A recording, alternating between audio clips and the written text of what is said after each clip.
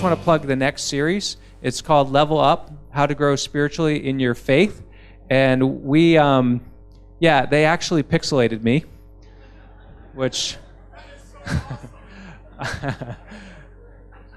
it's part awesome and part embarrassing at the same time. But I do love it. So thank you, Michelle, for the, as usual, awesome graphic. This is our next series. We're going to have a 4-part series on growing spiritually in your faith. We can't cover everything, but we're going to cover some of the biggies like prayer and spiritual disciplines and some pretty cool things. Actually, I have a really cool night coming up on June 4th. Someone named Allie Speck is coming, cancer survivor story. It's an amazing, incredible miracle that happened to her. She's going to be coming in as a guest speaker. So you guys won't want to miss this. I think you're going to really enjoy it. And now, without further ado, Matt Craig is our guest speaker tonight. He's going to help us talk about freedom in Christ. Matt's Area Young Life Director. And thanks, Matt. All right. Thanks, Rob. How's everybody doing tonight? Everybody feeling good? All right. Bacon. I'm gonna move up. I'm coming to you. If you're not coming to me, I'm coming to you. All right. Well, hey, I'm so glad to be here, and I've had a few occasions to be able to come and speak at Liquid, and I love being with you all, and so thanks for having me back. If you're gonna know anything about me, you're gonna have to meet my family if you haven't. And a couple months ago when we had that marriage panel, you might have met my wife if you were here, because my wife was here with me. But I want to introduce my family here. You didn't get a chance to meet my kids, and so that's Caroline sitting on my shoulders, and Ryan with the long shaggy hair near me, and of course my wife Marissa from before. Owen is down in front, and our newest addition, 7 months old, is baby Adler. I have to make sure I say that right? If the daddy can't say it, nobody can say it. But baby Adler, and he has been so fun. He's been so fun to have. So, but one story I want to tell you about with my kids. There's so many fun stories, but one I think about is a few years ago, we had a friend of ours invite us to come down to the Outer Banks and just stay at their house, and we're like, free house at the Outer Banks, we're in. Don't ask us twice. So we headed down, we packed up the house, packed up the kids, and that was before Adler was here, and Caroline was just a little baby, and we took all the kids down, and I don't know if you guys have been to the Outer Banks before, but of the beaches on the east, I love going to the Outer Banks. There's something real special about it. And so we head down there, and if you're used to going to like Ocean City, Maryland, it feels like you're in the car for an eternity going down to the Outer Banks. So we get there, and our kids have been talking for months. They were looking forward to this trip, thinking, I can't wait for the beach. And Ryan, Owen had forgotten. He had been there when he was a baby, had forgotten about what the beach even is. He was so little. Ryan had remembered from one time before, and he was so excited of, oh man, we're going to do so much, and he just couldn't wait to get in the sand and the waves and all that. And so we were pumping the kids up, and we get there, and we unload, and we got there at nighttime, and so we had to wait till the next morning. We wake up, and it is downpour raining. I'm just coming down, just pouring buckets. And so we kind of waited it out. We waited it out. Unfortunately, the rain had stopped. And so the kids were, as soon as the last drop came down, all right, it's time to go to the beach, right? Let's go to the beach. And this house that we're in was on this cul-de-sac. And then you had to go down a little path, a sand path, and then huge, like a big, huge, like dune, like a sand dune. And so from the house, you couldn't even see the ocean. You just saw the back of this dune. And so our kids had not even seen, by this point, they had not even seen the ocean yet. And so we pack up everything. I feel like a pack mule. I grab, we got the beach chairs and the bodyboards and the sandcastle stuff. And we have, like another bucket to catch sand crabs or whatever else, whatever kind of animals they're going to find and accidentally kill. And we have everything. We're just loaded and ready to roll. And so and my wife was going to stay back with Caroline because Caroline was real little just for this one time, and the sun was beating down. So I said, I'll take the fellas. We'll go. And so I'm loading up, and we're heading down like a total tourist, going through the cul-de-sac. And I'm talking it up, fellas. This is gonna be so much fun. We're gonna do this. We're gonna do this. We're gonna do this. And I look around, and I realize they're not with me anymore. They're still back in the cul-de-sac. And I said, guys, what are you doing? And I remember, plain as day, I remember it had just rained, like I said, and there were significant mud puddles all around this cul-de-sac. And if you know anything about little kids and puddles, they go together pretty well, right? So they were just standing in it saying, Dad, look at these puddles. And I said, yeah, that's pretty cool. Hey, come on, fellas, let's go to the beach. And hey, Dad, just hold on for a second, hold on for a second. And then they start splashing in the puddles, and they're stomping. Like, Dad, look at all this water. This is unbelievable. They're just splashing, jumping around. I said, yeah, guys. And I'm kind of shouting. I'm like, yeah, fellas, come on. Because I'm trying to lead the way. Hey, let's head to the beach. The beach over here, And, hey, Dad, just wait a minute, just a second. And so this goes on. And at one point I look back, and they're sitting in the puddle, and they're splashing like, this is awesome. We've never seen puddles like this. And you usually don't let us do this. We're on vacation, so we figure we can't. They're making a big mess. And so I say, guys, trust me, it's better over here. Like, come on. And so finally, I talk them into coming with me, and they start walking down the sand path. And I still can't see the ocean, right, because of that big dune. And we're walking down the sand path, and it seemed like an eternity because we were barefoot and the sand was so hot. I remember. And so we start to go up the sand dune, and I'm getting kind of excited, like they're gonna love this. And right when we crest the sand dune, you guys know when you go to the ocean and you just see an eternity of water, it seems like. All you see is water. And so we start to crest the top, and I can see it first, and I kind of turn around, and the boys come over the top, and their eyes get real big, and they go, oh, man, look at this. This is the biggest mud puddle ever. Like, they look at this thing, and they couldn't, they were freaking out. They couldn't believe it. And so before I could ever, I'm carrying all this stuff, they go, boom, they take off, and they start running down into the beach, and they didn't even know what to do themselves. They were just kind of running around in circles and just throwing sand up in the air and getting in the water, and they just tore into that beach. And I loved it. I love just that sense of freedom, just running wild out into the ocean, into the beach. And the funny thing is, though, for a time, my kids were willing to settle for the mud puddles, right? They thought, man, this is where life is right here. These mud puddles are awesome. Like I've never seen mud puddles like this before. I guess we don't have those at our house. And so they couldn't even fathom, man, could it get any better? Could it get any better than this? And what I think is interesting is this. I think that we, myself included, have a tendency sometimes to settle for second best. And I'm not just talking about, because of course, if there's someone who's not walking with Jesus for the first time, we're trying to give them vision and say, man, this is what it looks like to follow Jesus, trust me. It's like your life going from black and white to full color. And that is true, of course. But I'm talking about for us who are following Jesus.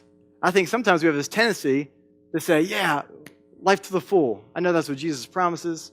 Freedom. I know these words that Jesus promises. I know sometimes I've had these moments in life where I feel like, man, life, I just feel like I'm humming with the Lord. But it's also interesting, I think sometimes, that's where we start at first, but sometimes for some reason we can kind of either stop or settle or slide back, whatever it is, to a place where we can almost forget about this freedom that we have in Jesus and go back to start playing in the mud puddles again. You know what I mean?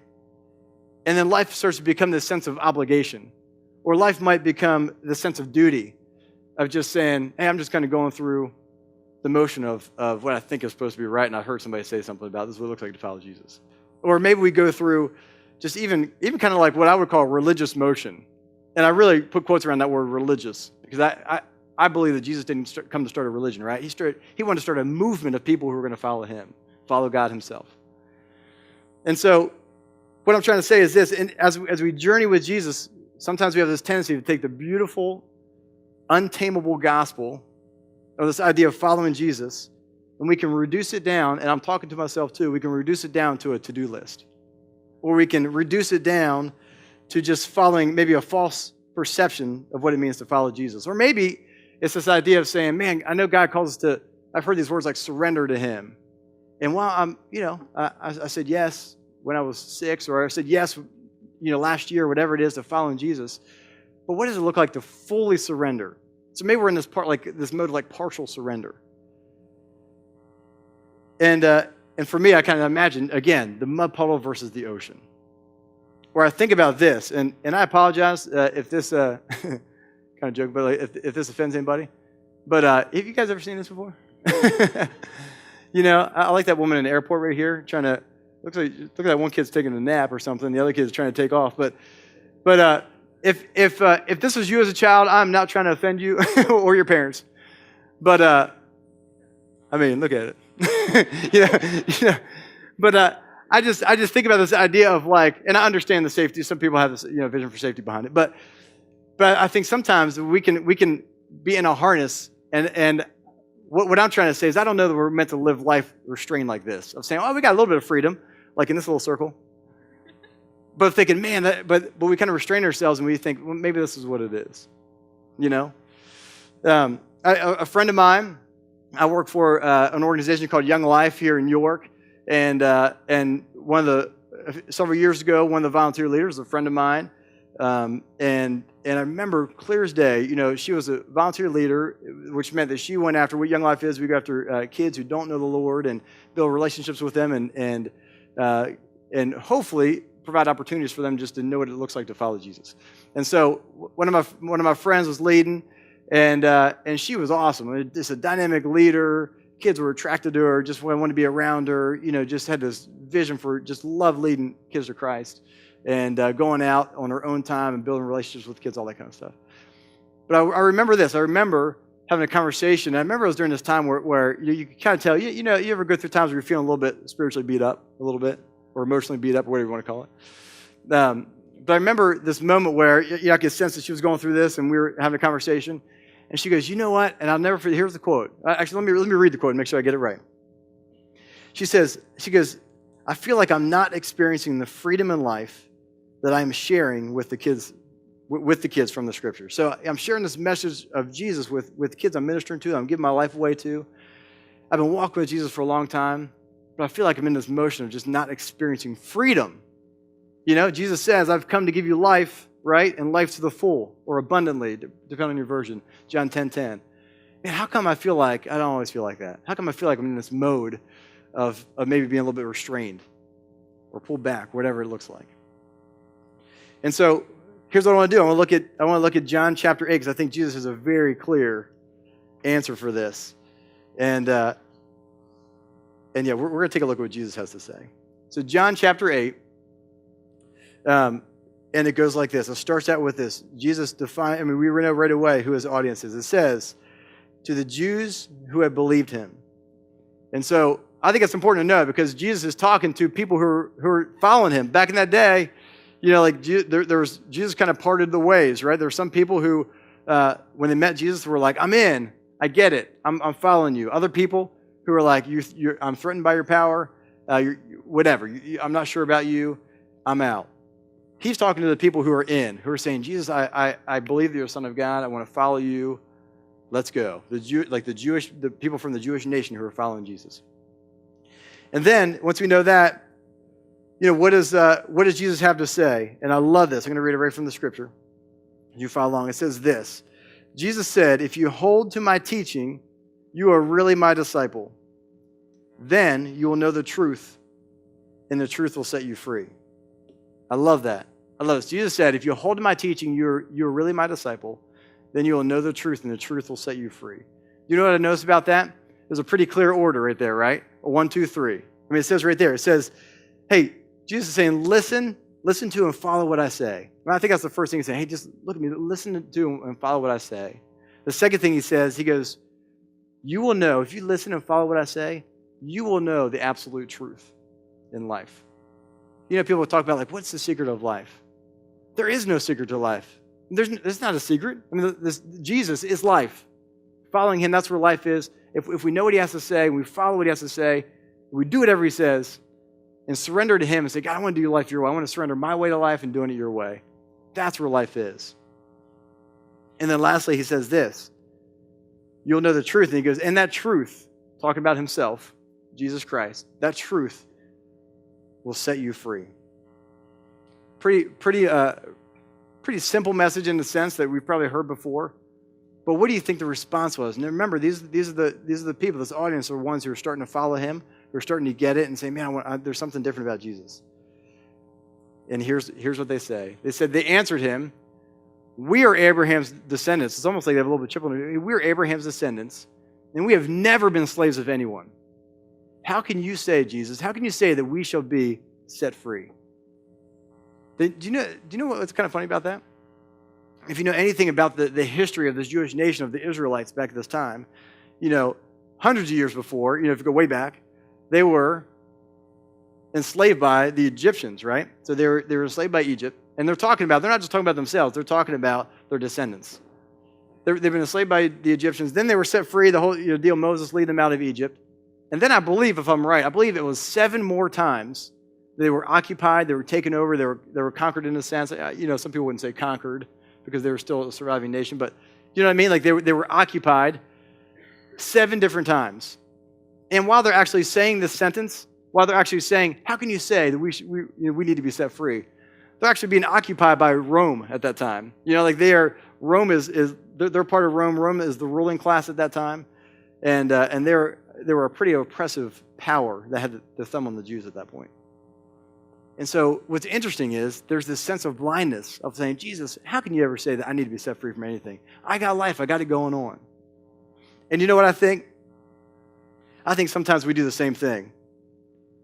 I think in a lot of ways that we can, in a sense, live as we're following Jesus, maybe partially restrained, maybe not knowing full freedom in Christ. I would even go as far as to say living even in a sense in a jail cell. And we get so used to looking through the bars of that jail cell, we don't even realize we're in prison anymore. And saying, you know what, Jesus, what do you mean for this whole free life? I feel like life's going pretty well. I got this going, I got this going. We can name the list. I'm doing this. People like me over here. I'm serving you in this way. And we can be restrained or even in jail and not even know it. We get used to looking through the jail cell. And so, in fact, in 1974, here's what I'll tell you, and we're going to take a look at some of these prisons. But 1974, over in Stockholm, Sweden. Has anybody ever been to Sweden? Because I have not. Okay. In Stockholm, Sweden, there was a huge, well-publicized, you can look it up online, a publicized bank robbery back then, right in Stockholm. And these 2 thieves went in, and as they went in to this bank, they took over the bank, and they held everybody up with their weapons, that kind of thing. And they let some people go, and they kept 4 employees of that bank, and they strapped explosives to these employees. They locked them in the vault, and they held them hostage for 6 days. 6 days, almost a week. They were held hostage there. And so, of course, police are surrounding this building for 6 days. They're trying to negotiate with these thieves, and nothing's working. We're trying to get in. So finally they said, we're going to send in a rescue team. And so they go in, and one way or the other, they go in and they raid this place. They rescue, they nab the guys, they arrest the thieves, and they rescue these hostages who have explosives strapped to them. They unstrap them. They get them out of the building to safety and to freedom. And you won't believe this. Guess what happened? The hostages, actually, when they were questioning about what had gone on, as they were building their case for court against these thieves, the hostages started sticking up for the thieves and saying, hey, you know what? It wasn't really as bad as everyone thinks. We were okay. And it went on where they started to actually defend these thieves. And when it got to a point where these thieves were up against their court hearing, these prisoners, these ex-hostages, actually began to fundraise money to be able to pay for their legal bills, to be able to try to defend these thieves who had violently taken them and strapped explosives to them, locked them in a vault for 6 days under poor conditions. And they developed this syndrome called Stockholm Syndrome, you might have heard of, right? Where someone who's been taken over a hostage actually starts to defend their captor. It's a psychological disorder that happens. And so why do I mention that? Because I think in a lot of ways, as we are following Jesus, sometimes, again, we can be sitting in a jail cell or we can be taken captive by something, and we either don't recognize the bars that are in front of us, or I would say we might even defend our captivity. Jesus, what do you mean I need to surrender more of my life to you? Listen, I'm doing fine. In fact, this lifestyle I'm living, let me try to justify it to you. I think I'm doing okay. So here's what I want to do. I want to take a look at this is just my list. This is not from the Bible. This is Matt Craig's list here of top 10 prisons that I believe as us as followers of Jesus can find ourselves in. This is not obviously all inclusive, but just 10 of them that I think, man, I wonder if some of these will identify with you, or if you'll identify with some of these. It's for sure for me. And so the first ones we're going to look at this all have to do with what we do and what we think. And these first 3 right here, and we're going to kind of zip through this pretty quick. We'll pause every once in a while, but I want to look at this, what we do and what we think. I think sin, obviously, that just living in the mode of sin, separated from God and rebellion to God, is a form of slavery. And sometimes we don't even recognize it, but we're in bondage because we don't know the freedom of Jesus. I think guilt is another one. And I think an attachment to our past is a third one. Maybe there's some things that have gone on in our past that we still cannot let go of, that still have a grip in us. Maybe it's something that was done to us. Maybe it was something that we did to somebody else. Or maybe it was just our overall brokenness and sin, whatever it is. But it's got its hooks in us. And even though God has forgiven us and says, Matt, move on. Come on, follow me. Let's go. Get up, dust yourself up. Let's go. It still has its hooks on us, and we cannot forgive ourselves. We cannot let it go. And we're dying. And people might not even know it. Or maybe it's guilt for you. Man, that was big for me. Just being, driven by guilt. I spent a lot of my time being driven by guilt, so I couldn't be really driven fully by Jesus.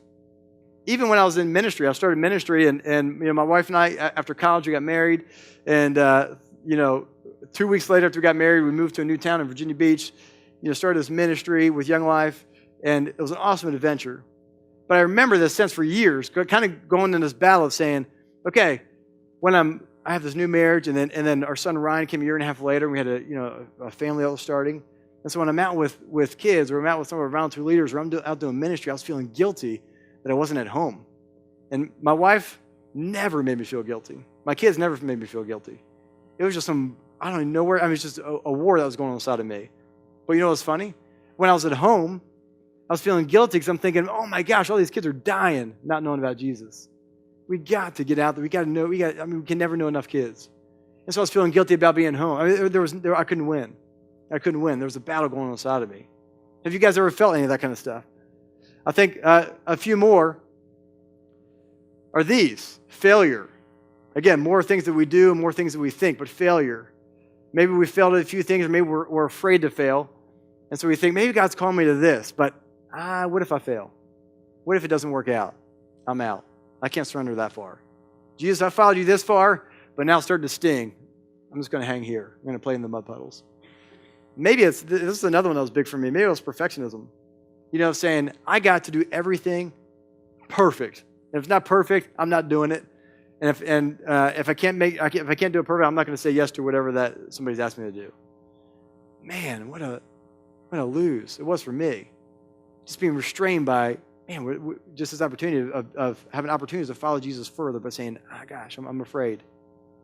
And I would say those first two all kind of go with number 6 there, fear. And so we can be afraid to fail. We can be afraid not to be perfect. And that can be image stuff on the outside. That can be performance stuff on the inside, whatever. But I think just that idea of being perfectionist or being a failure, but it all is rooted in fear. Or fear of the unknown. Or fear of success. What if this goes really well? And then what do I do? Fear can just drive us in all kinds of directions. And if we're driven by fear, we cannot be driven by Jesus fully. We kind of have our foot in both camps. Hey, Jesus, this life is pretty good, but I'm afraid to go any further. We're hanging on to a piece of our life and not trusting Jesus all the way. Again, I'm talking to myself. And here's another one. I would say these, I kind of classify these as, how we allow others to control us. And so again, being a people pleaser, a need to seek approval. And to please people, is that bad? I hope we have this vision as we're following Jesus to serve people and care for people. But that's not what we're talking about here. We're talking about this idea of needing the approval of people for our fulfillment, even if it comes in the way of our approval from God. By the way, God already approves of us because of His Son, Jesus Christ, down on the cross, right? He already loves us. He's already given us a thumbs up. But we seek approval from other places because we feel like, man, I just need approval. I need that thumbs up. I need that affirmation from people. Or maybe it's just living a life of obligation. All right, God, I'm going to serve you. But poor me, this is a tough life. I'm going to serve you. I will because you say so, and I'm obligated to do this as a follower, as part of my commitment, my contract to following you. And we go through the motions of obligation, and we're missing out on this vision of just this free life that God's given us. Or maybe it's just rules and religion. Again, that word comes up again. Maybe we're going through a motion of just religion, man's attempt to get close to God rather than surrendering to Jesus and saying, man, please do some changes inside of me. And this last one, I would say, sticks out for me. It's kind of a funny word that we're going to use a whole lot in a church setting, but gurus. But gurus or demonizing others. And here's what I mean by that. This idea of a guru, meaning, do we have people that we idolize in the faith or outside the faith? A friend of mine said, was actually a professor, a guy named Steve Brown. He has a ministry some might have heard of, but he took a class from him a couple years ago. And he said that, I'll never forget. He goes, hey, you know what? There's no such thing as super Christians. We're all in the same boat. And so if you have some like super Christians in your life, you think, man, if I could only be like them. Or if and don't get me wrong, I'm not saying that we can't have models that we want the Lord to change us to be more, yes, people are following you. I don't mean that. But I mean saying, man, when I get to that point, when I'm like them, that's really living. And we begin to idolize people rather than idolizing God. And I think we also minimize ourselves of thinking, I'm not like them. I'm no good. Or, of course, the reverse is true, too, that we begin to demonize people and say, well, I'm not as bad as they are. or look at me. Look, I get to do this, or I get to do that, or I've been asked to do this. And we put other people in a lower position and say, well, I'm not where they are. Man, they'll catch up sometime. But that's a prison. We sit in a jail cell and we look through the bars, and sometimes we don't even realize it. And so, again, my friend, I was told you about Steve Brown. Here's a quote that he said. One more prison I'll add that he said.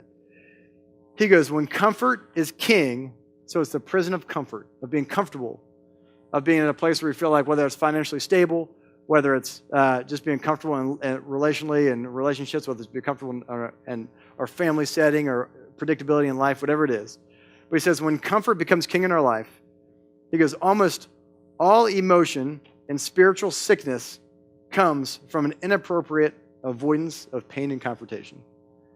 If we trace back like spiritual sickness, as he's calling it, a lot of it comes from just not being okay with being uncomfortable or experiencing a little bit of pain or experiencing a little bit of confrontation.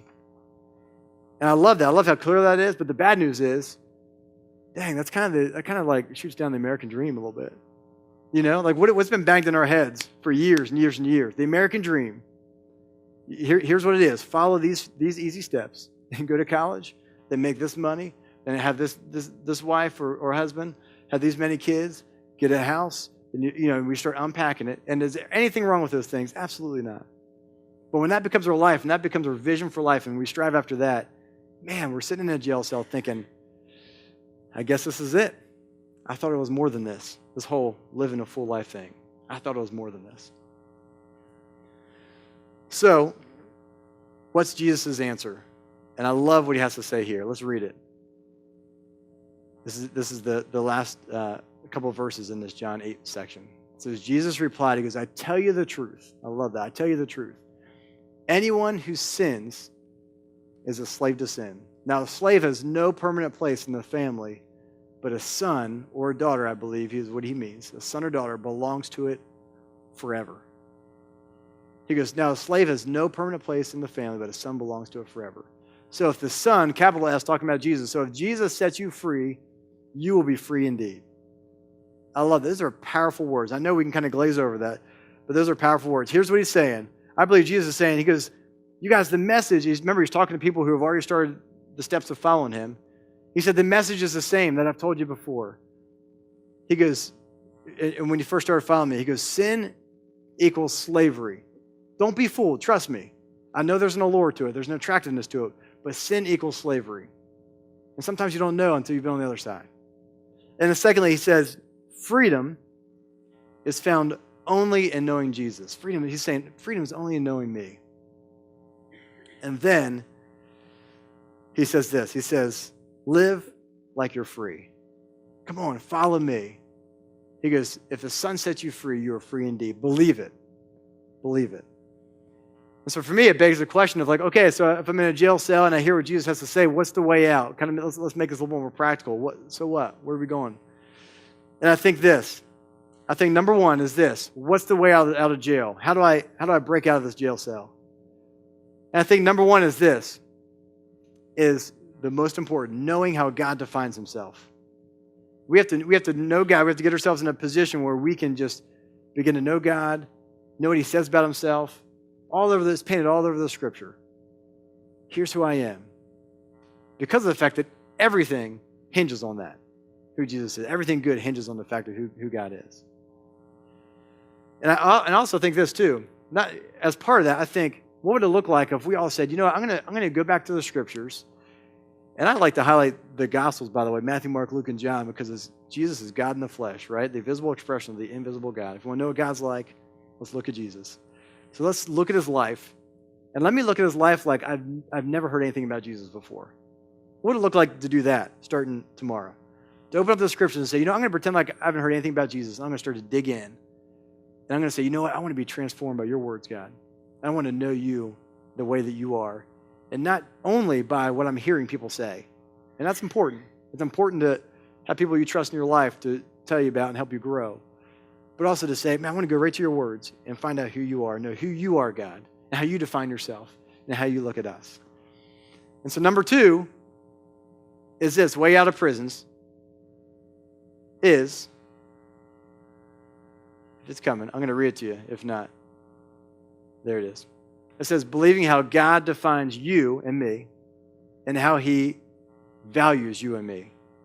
So how he defines you, how he defines your value, how he defines me, how he defines my value. I love that. Have you ever heard that term where it says, people use it in real estate a lot. Somebody's like, hey, how much is my house worth? And what does people say? They say, well, your house is worth whatever somebody will pay for it. Or your house is worth whatever the owner believes it's worth. And the same thing is true for us. How much are we worth? Whatever God says we're worth. And however much he's willing to pay for us. And he's paid it all for us. On the cross, beaten sin to the point of death, being separated from the Father. My God, why do you forsake me? Going through hell for us. And then beating death and saying, I'm back. You can know me. I am God. I'm proving who I am. He's laid it all on the line for us. And that he says we're valuable, so we are.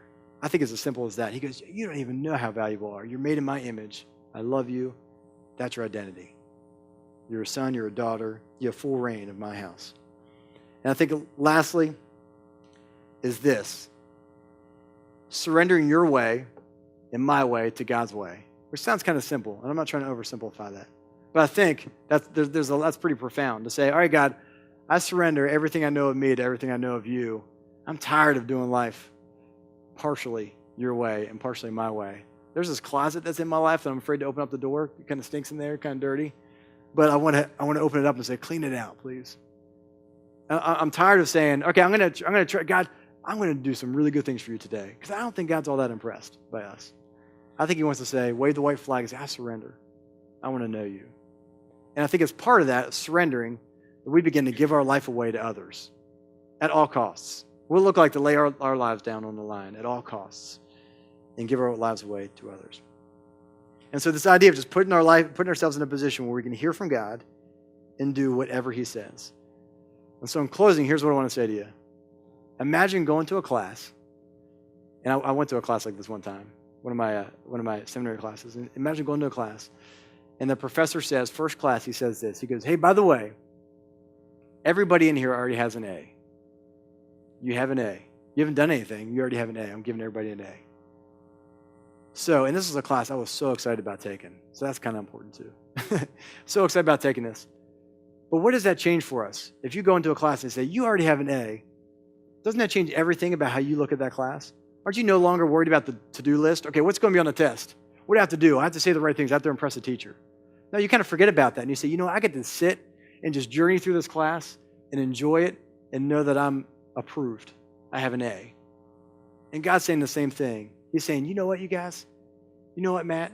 You already have an A in this class of life. Not because of anything you've done, not because you know what's on the test, not because you're trying to impress me, but because of Jesus. When I look at you, I see Jesus standing right in front of you, and I see perfection. So you're already approved. So what will it look like to live in that freedom, to know that we already have an A in the class, and we can go about our life saying, all right, God, I'm ready. Let's venture out. Let's go to the scary places and see what happens. I'll follow you wherever you say to go. So tonight, when things settle in your home, and I know we're going to have the after party, and when you're just alone thinking and brushing your teeth, whatever you do at night, or not. 2 questions. What are my prisons? Can you identify a couple? Maybe it's this. Maybe you're not even sure. Like, where might I be imprisoned? And lastly, are you willing to take a risk to say, all right, Lord, I want to be released. And I know that can only come through you. Just being released, you have the key to let me out. I want to follow you And I know there might be pain, there might be some discomfort sometimes, there might be extreme joy at other times, but I want to know you fulfillment, for you have come to give me life and life to the full. Hey, let me pray for us. Father, we thank you so much for your immense love for us. And that word doesn't even say it. And we're so limited in our understanding of who you are. But Lord, help us to know more who you are and what the value that you put in us so that we can live in more freedom. That we want to be able to go out and not be so obsessed with our sin, not be so obsessed with our performance, not be so obsessed with our good deeds, whatever, and just journey with you to know that we are already approved because of your Son. We love you, and we thank you for this opportunity to know you, and we pray all this in Jesus' precious name. Amen. And who is there beside me to take my hand and guide me when hope seems far away?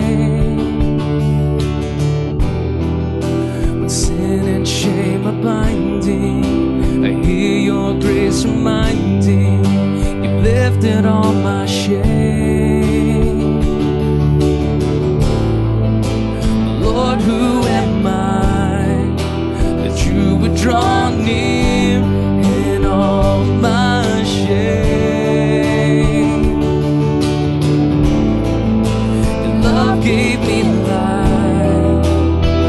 I will never be the same. With all I am, with all I am, I surrender all to you. You more than any words